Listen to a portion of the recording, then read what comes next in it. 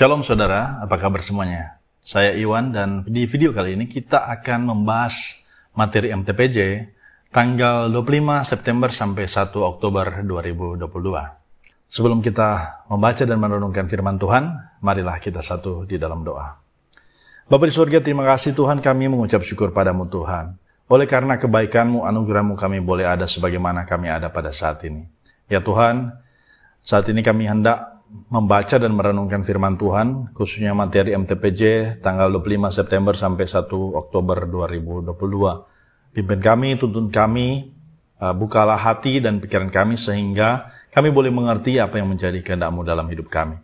Terlebih Tuhan, hamba-Mu ini biarlah Engkau pakai menjadi saluran berkat bagi semua yang menyaksikan lewat pelayanan media YouTube ini. Terima kasih Tuhan. Ampunilah segala dosa kami, dalam nama Tuhan Yesus. Amin. Saudara-saudara yang dikasihi Tuhan, MTPJ di minggu yang akan berjalan nanti, kita akan membaca di dalam Ulangan 26, ayat 1 sampai dengan 11. Di bawah perikop, mempersembahkan hasil pertama. Saya bacakan buat saudara sekalian. Apabila engkau masuk ke negeri yang diberikan Tuhan Allahmu kepadamu menjadi milik pusakamu, dan engkau telah mendudukinya dan diam di sana, maka haruslah engkau membawa hasil pertama dari bumi yang telah kau kumpulkan dari tanahmu, yang diberikan kepadamu oleh Tuhan Allahmu, dan haruslah engkau menaruhnya dalam bakul, kemudian pergi ke tempat yang akan dipilih Tuhan Allahmu untuk membuat namanya diam di sana. Dan sesampainya kepada imam yang ada pada waktu itu, haruslah engkau berkata kepadanya, Aku memberitahukan pada hari ini kepada Tuhan Allahmu, bahwa aku telah masuk ke negeri yang dijanjikan Tuhan dengan sumpah kepada nenek moyang kita untuk memberikannya kepada kita. Maka imam harus menerima bakul itu dari tanganmu dan meletakkannya di depan mezbah Tuhan Allahmu. Kemudian engkau harus menyatakan di hadapan Tuhan Allahmu demikian, Bapakku dahulu seorang Aram, seorang pengembara. Ia pergi ke Mesir dengan sedikit orang saja dan tinggal di sana sebagai orang asing. Tetapi di sana ia menjadi suatu bangsa yang besar, kuat dan banyak jumlahnya. Ketika orang Mesir menganiaya dan menindas kami dan menyuruh kami melakukan pekerjaan yang berat, maka kami berseru kepada Tuhan Allah nenek moyang kami. Lalu Tuhan mendengar suara kami dan melihat kesengsaraan dan kesukaran kami dan penindasan terhadap kami.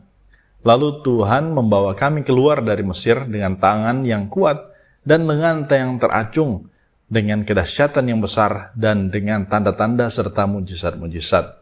Ia membawa kami ke tempat ini dan memberikan kepada kami negeri ini, suatu negeri yang berlimpah-limpah susu dan madunya. Oleh sebab itu, di sini aku membawa hasil pertama dari bumi yang telah kau berikan kepadaku, ya Tuhan. Kemudian engkau harus meletakkannya di hadapan Tuhan Allahmu, engkau harus sujud di hadapan Tuhan Allahmu, dan haruslah engkau, orang Lewi, dan orang asing yang ada di tengah-tengahmu bersukaria, karena segala yang baik yang diberikan Tuhan Allahmu kepadamu, dan kepada seisi rumahmu. Sampai di sana pembacaan Alkitab, terpujilah Kristus. Oke teman-teman, saudara-saudara sekalian, saya akan bacakan alasan pemilihan tema untuk MTPJ pada minggu ini ya, tanggal 25 September sampai tanggal 1 Oktober. Nah, tema yang diangkat oleh gereja adalah mensyukuri berkat Tuhan dengan memberi persembahan. Nah, memang ini persembahan sangat menarik untuk kita bahas bersama, terlebih kita sebagai warga gereja.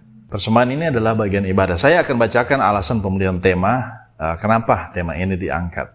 Nah, dikatakan di MTPJ, ya, narasinya adalah persembahan adalah salah satu unsur dalam ibadah. Sudut pandang Alkitabiah tentang memberi persembahan ialah mensyukuri berkat Tuhan, karena dialah sumber berkat.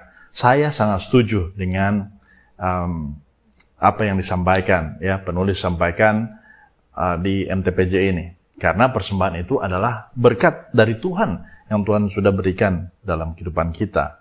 Yang kita olah, apakah berkat lewat pekerjaan kita, apa yang kita lakukan ya, apakah sebagai pegawai negeri, sebagai pegawai swasta, ataupun wira swasta, ya, pengusaha dan lain-lain sebagainya, itu berkat yang Tuhan berikan bagi kita. Kesempatan untuk kita boleh bekerja, kesempatan kita untuk boleh melakukan yang terbaik yang dimana kita berada ya, profesi-profesi yang kita miliki. Nah, kita harus mengimani dan juga mengamini bahwa berkat yang Tuhan berikan itu asalnya dari Tuhan. Dengan kata lain, berkat itu adalah kepunyaannya. Harus dikembalikan kepadanya untuk dimanfaatkan sesuai dengan keinginannya, yaitu menunjang semua kegiatan gerejanya. Yes, definitely. Karena gereja secara organisasi, secara gedungnya ya dalam tanda kutip, itu membutuhkan dana. Nah, dari mana gereja mendapatkan dana? Yaitu dari persembahan. Untuk apa? Supaya kegiatan-kegiatan yang ada di dalam gereja itu boleh berlangsung. Nah, untuk itu kita di minggu ini kita akan mencoba memahami ya, apa makna dari persembahan. Kita memberi persembahan. Karena ini penting sekali bagi gereja. Bagi orang sekuler sering tidak memahami dan tidak mensyukuri hasil yang diperoleh. Ya, orang sekuler di sini maksudnya orang dunia yang tidak bergereja, yang tidak percaya Tuhan. Ya, orang ateis. Karena pikirnya berkat materi dan non materi adalah hasil kerja keras, disiplin diri, kemudian dan ketekunan semata, bukan karena Tuhan. Nah, ini yang membedakan. Ini membedakan antara orang percaya dengan orang ateis, orang yang tidak percaya Tuhan. Berkat secara umum pasti akan diberikan. Contoh ya, kalau misalnya cuaca cerah, ya kan, ada hujan, pasti itu diberikan semua kepada semua orang, apakah orang beriman atau tidak, betul ya. Nah, kemudian udara, ya, kita bisa bernafas, semua orang bisa bernafas, dan kesempatan-kesempatan yang lain dalam pekerjaan dan lain-lain sebagainya, ya, profesi-profesi. Nah, ini yang membedakan adalah ketika kita mengaku percaya pada Tuhan Yesus, maka apa yang kita terima, kita persembahkan. Ya, ketika kita memberikan persembahan itu dengan segenap hati. Namun bagi orang dunia berpikir bahwa berkat yang diterima adalah hasil kerja keras, disiplin diri dan juga ketekunan semata, ya, bukan karena Tuhan. Nah, memang seperti itu adanya orang yang tidak percaya. Nah, tapi bukan berarti orang yang percaya tidak bekerja keras, ya. Harus bekerja keras. Harus mempunyai disiplin diri dan juga ketekunan. Tetapi di atas semuanya itu ada Tuhan yang memberi berkat. Ada Tuhan yang memberikan kita kesempatan untuk boleh bekerja. Nah, ini yang membedakan. Nah, konsep ini menggejala dan fenomenanya berdampak pada kehidupan spiritual orang percaya. Nah, jadi konsep dunia ini yang hanya memikirkan kerja keras, disiplin diri, dan ketekunan semata, itu juga berdampak kepada orang percaya. Di mana orang-orang percaya itu berpikir bahwa apa yang kita terima itu karena hasil usaha. Nah, jadi dia tidak meng-acknowledge Tuhan sebagai sumber berkat itu. Nah, ini yang berbahaya.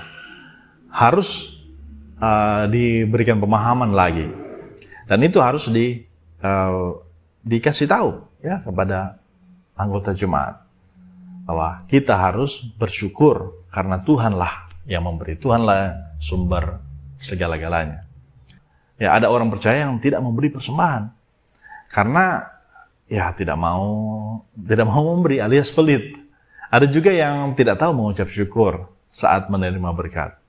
Pada saat terima berkat, apakah lewat gaji atau bonus kenaikan jabatan atau lain-lain, dapat proyek dan lain-lain sebagainya, itu hanya digunakan untuk kepentingan dia. Dia tidak mengucap syukur.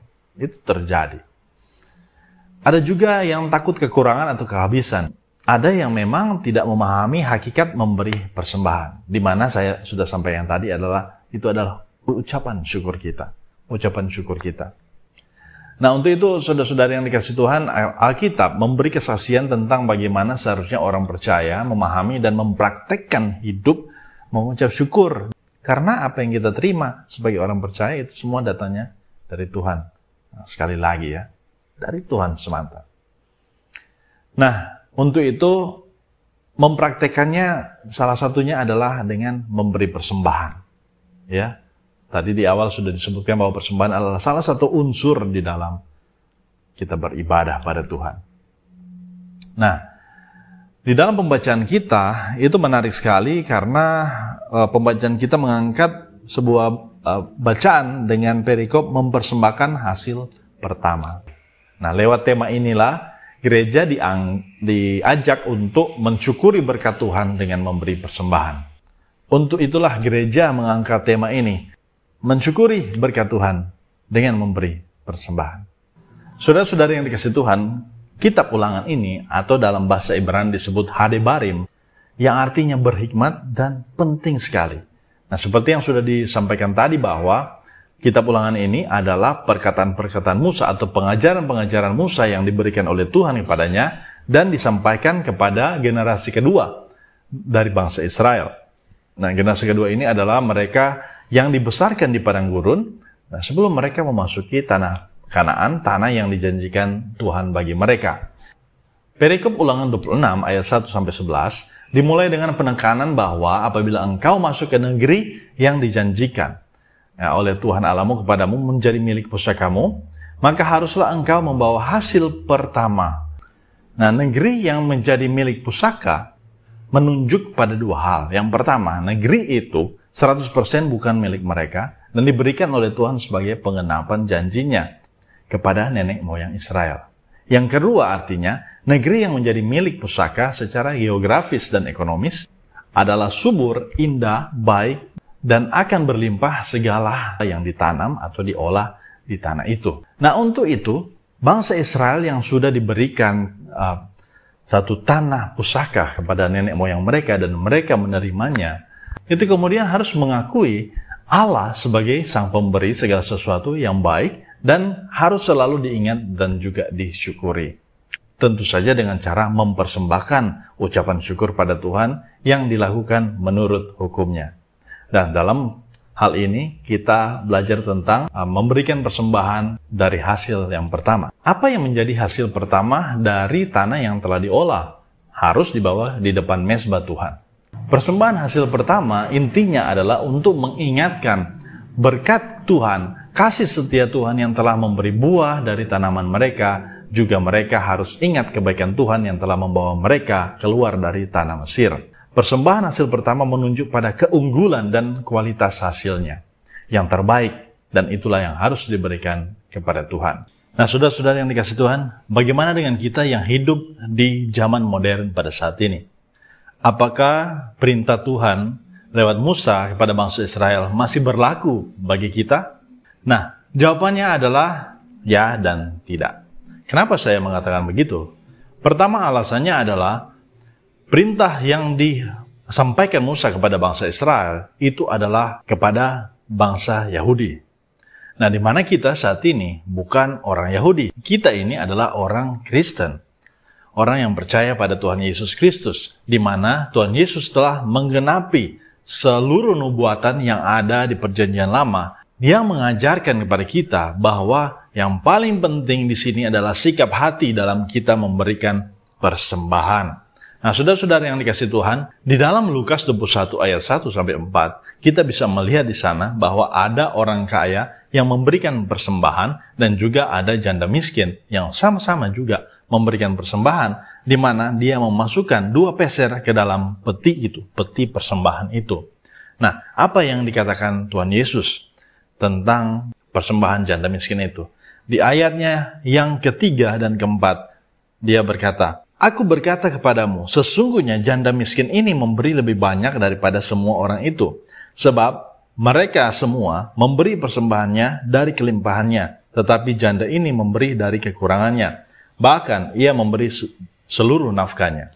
Nah, saudara-saudara yang dikasihi Tuhan, kita juga sekali lagi sama seperti bangsa Israel yang diajarkan Musa untuk memberi dengan segenap hati, maka Tuhan Yesus pun mengajarkan pada kita untuk memberi juga dengan sikap hati yang benar. Nah, mengenai persembahan hasil pertama kita, maka itu kembali lagi kepada diri kita masing-masing. Kalau kita mau memberinya dengan ucapan syukur, dengan kerelaan hati, bukan dengan bersungut-sungut, maka itu akan menjadi persembahan yang berbau harum di hadapan Tuhan. Tetapi jika kita terpaksa untuk melakukannya, maka sebaiknya dia tidak melakukannya, tidak memberikan persembahan itu. Karena hatinya bermasalah, hatinya tidak merelakan untuk memberi persembahan itu. Jadi saudara-saudara yang dikasihi Tuhan, maka kita sebagai pengikut Yesus saat ini di zaman modern, di zaman serba instan, semuanya.